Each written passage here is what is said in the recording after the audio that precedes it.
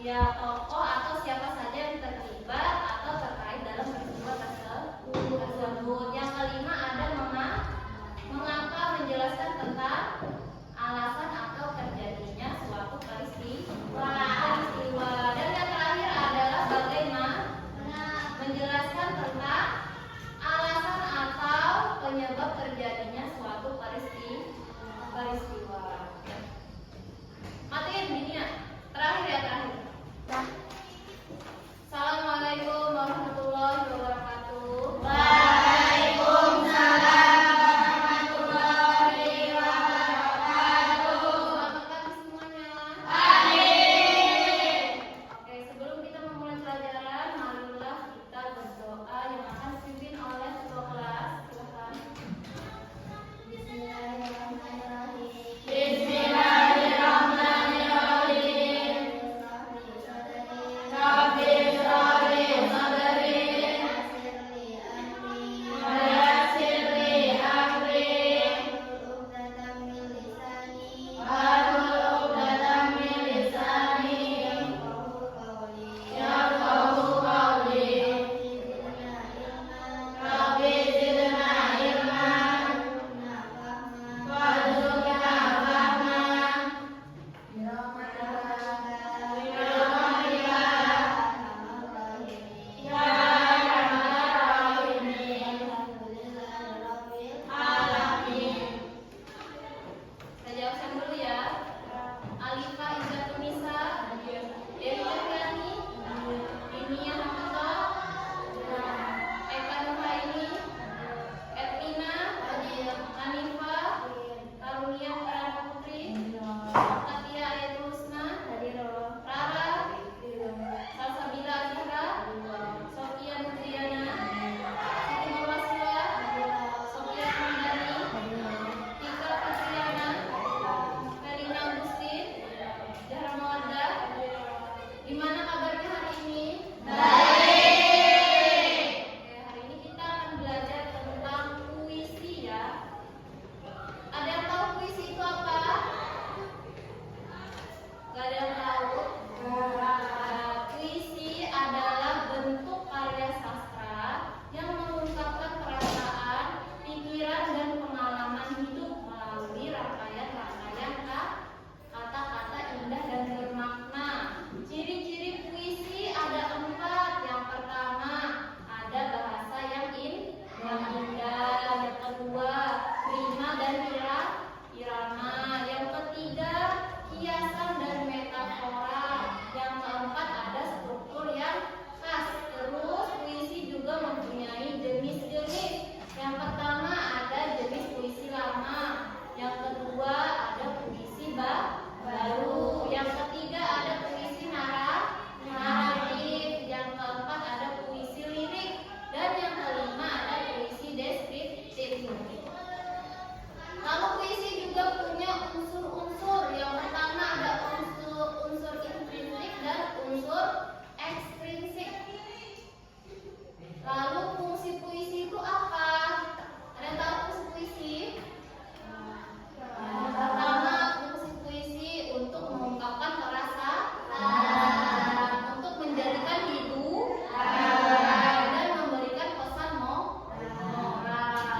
Contoh puisi yang pertama, puisi lama misalnya pantun, syair, sama gurindam. Kalau puisi baru misalnya puisi bebas, puisi Belanda, dan puisi ode. Sekarang saya ingin kalian membacakan puisi yang sudah kalian buat. Silakan dibuat dulu 5 menit ya.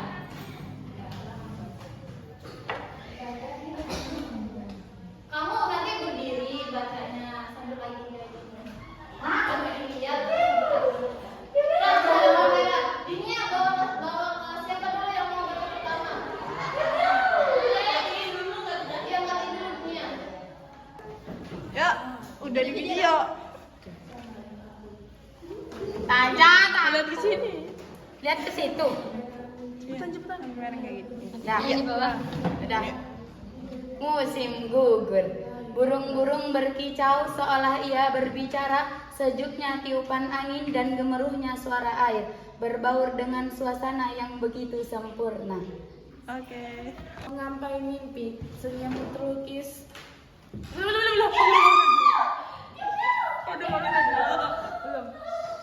Ya. Mengampai mimpi, senyum terlukis tipis menghiasi bibir manis.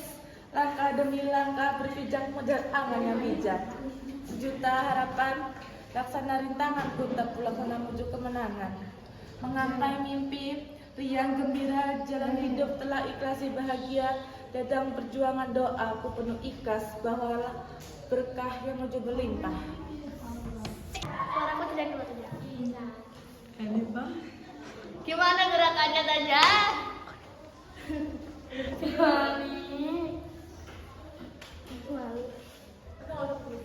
Guru.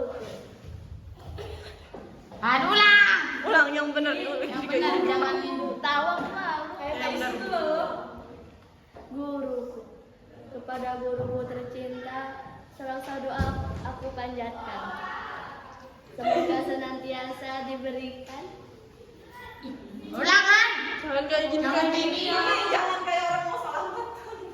Wah, lu saja. Ya yang tegas-tegasnya. 1, 2, 3. Guruku, kepada guruku tercinta, selalu doa aku panjatkan. Semoga senantiasa diberikan kesehatan yang sempurna, setiap langkah dan jejak. Semoga jadi amal yang mulia.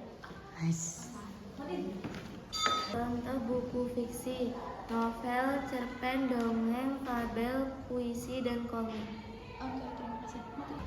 Baiklah, hari ini saya akan menjelaskan tentang manfaat buku fiksi dan non-fiksi. Buku fiksi dan non-fiksi adalah dua jenis buku yang berbeda berdasarkan isinya. Buku fiksi berisi cerita-cerita yang dibuat berdasarkan imajinasi atau khayal penulis. Sedangkan buku non-fiksi berisi informasi, fakta, atau penjelasan yang berdasarkan kenyataan dan data. Buku fiksi seringkali bertujuan untuk menghibur dan memberikan pengalaman imajinatif, sementara buku non-fiksi bertujuan untuk menyampaikan informasi pengetahuan atau pandangan yang faktual. Buku fiksi pengertiannya adalah karya tulis yang berisi cerita-cerita yang diciptakan dari imajinasi penulis. Ciri-cirinya, yang pertama berdasarkan imajinasi atau khayalan. Yang kedua menggunakan bahasa yang bukan makna sebenarnya. Yang ketiga tidak memiliki sistematika penulisan yang baku. Yang keempat menghibur dan memberikan pengalaman imajinatif. Dan yang kelima memiliki tokoh, alur, tema, dan unsur cerita lainnya.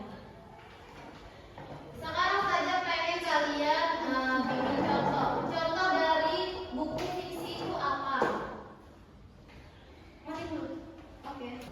Contoh-contoh berita. Yang pertama ada berita tentang politik. Yang kedua berita tentang olahraga. Yang ketiga ada berita tentang ekonomi. Yang keempat ada berita tentang teknologi. Yang kelima ada berita tentang kesehatan, lingkungan, dan sosial budaya.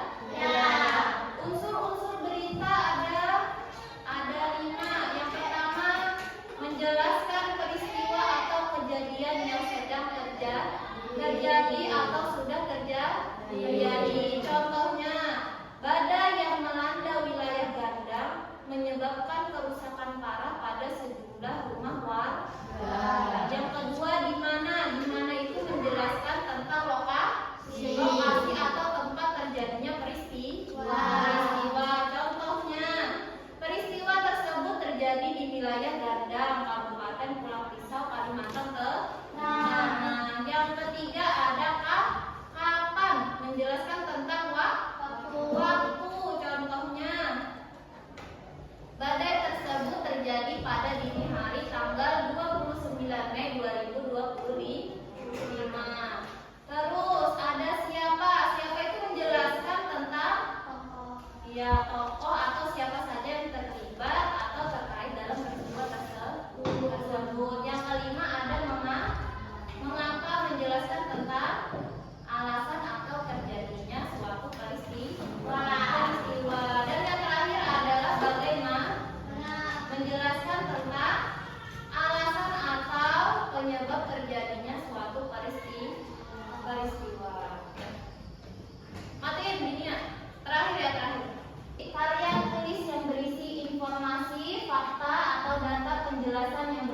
berdasarkan kenyataan dan dapat dipertanggungjawabkan. Ciri-cirinya yang pertama, ditulis berdasarkan fakta dan data yang nyata. Yang kedua, menggunakan bahasa yang formal dan denotatif. Yang ketiga, memiliki sistematika penulisan yang baku. Yang keempat, menyampaikan informasi, pengetahuan atau pandangan fakta. Yang kelima, memiliki rincian subbab, judul subbab, isi buku, cara menyajikan isi buku bahasa, penulisan dan sistematika penulisan. Sekarang saja pengen kalian bikin contoh dari buku non fiksi. Siapa yang bisa menyebutkan? Nanti kamu bilang saya saja gitu ya. Langsung aja, saya langsung aja makin. Contoh buku non-fiksi: biografi, autobiografi, buku pelajaran, buku panduan, buku kesehatan, esai, jurnal, dan buku ilmiah. Kesimpulan, buku fiksi dan non-fiksi adalah dua jenis buku yang berbeda, namun keduanya mempunyai peran penting dalam dunia literasi. Buku fiksi memberikan hiburan dan pengalaman imajinatif, sedangkan buku non-fiksi memberikan informasi, pengetahuan, dan pemahaman tentang dunia nyata. Pemilihan jenis buku yang sesuai dengan kebutuhan dan selera masing-masing akan memperkaya pengalaman membaca dan meningkatkan wawasan. Unsur-unsur buku fiksi: tema, tokoh dan penokohan, latar, alur, gaya bahasa. Oke, makin Nira. Unsur-unsur buku non-fiksi: sampul, judul, nama penulis, nama penerbit, isi buku, cara pengajian, isi, bahasa yang digunakan, sistematika penulisan, dan daftar pustaka. Semoga pembelajaran kali ini bermanfaat ya.